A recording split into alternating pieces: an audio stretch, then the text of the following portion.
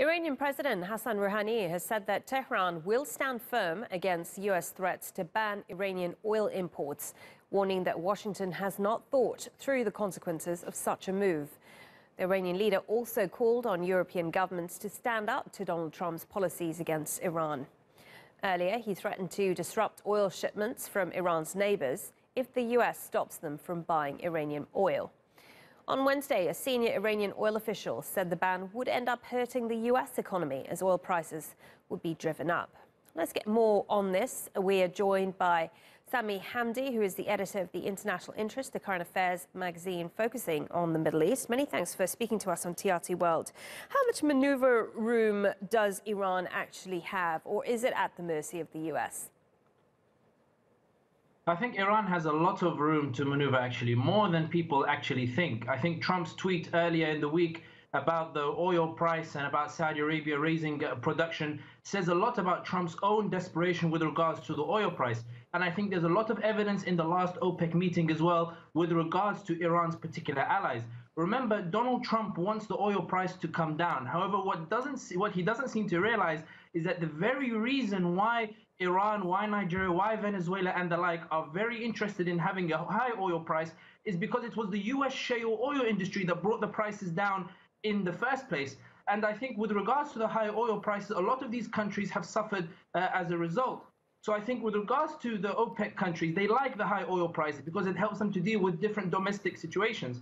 At the last OPEC meeting, Saudi Arabia and the UAE were called out for trying to implement an American agenda, Trump's agenda, which is to bring the oil prices down, which is even to the disadvantage of Saudi Arabia and the UAE. Remember, their economic diversification was forced by low oil prices. So it makes no sense economically for them to bring the oil price back down. The reason why Saudi Arabia and the UAE are pressing for this is because they have the reserves to survive. But Venezuela, Nigeria, Iran, they do not have the reserves to survive. So with regards to Iran, Iran has many allies. Moreover, there's another very interesting dynamic to Iran's case, which is the EU. Now, Donald Trump's biggest gripe with the high oil prices is that it's causing a lot of domestic economic issues in the US.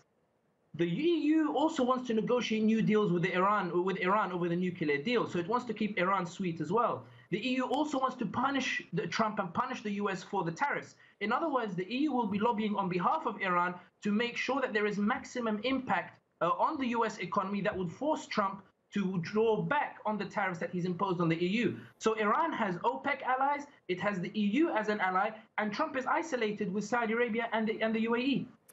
It's interesting that you should say that.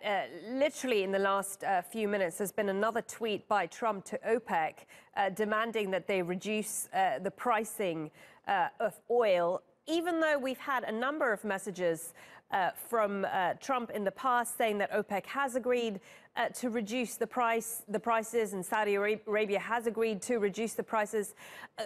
So why that kind of conversation going on? I mean, is Saudi Arabia going to agree in the end, or how is this going to play out? Saudi Arabia is in a very difficult position, Saudi Arabia and the UAE. Saudi needs money for Vision 2030. It needs money for economic diversification. It needs money for Yemen, and it suffered during the period of the low oil prices. They are enjoying this high oil price. It means that they now have some sort of cushion to deal with their domestic economic issues. It is only Trump who wants the oil prices to come back down, but for Machiavellian reasons.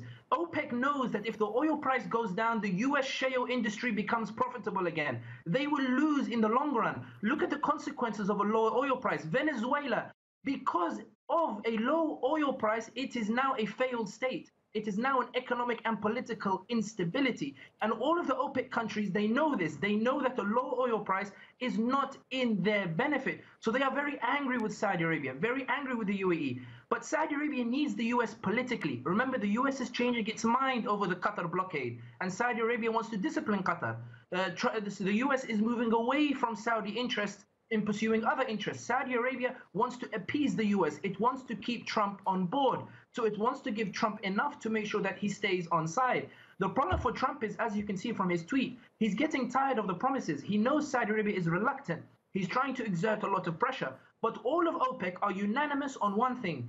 A high oil price is good, low oil price is bad, and giving the US access to low oil prices means a disaster for all of them. This is why I reiterate, Iran has many allies. It is OPEC and the EU versus the US and Saudi Arabia and the UAE. So Iran will not need to exercise any threat of blocking the oil exports. OPEC is going to dig its heels in. Sami, very interesting to hear your thoughts. Sami Hamdi, the editor of the International Interest to Current Affairs magazine focusing on the Middle East.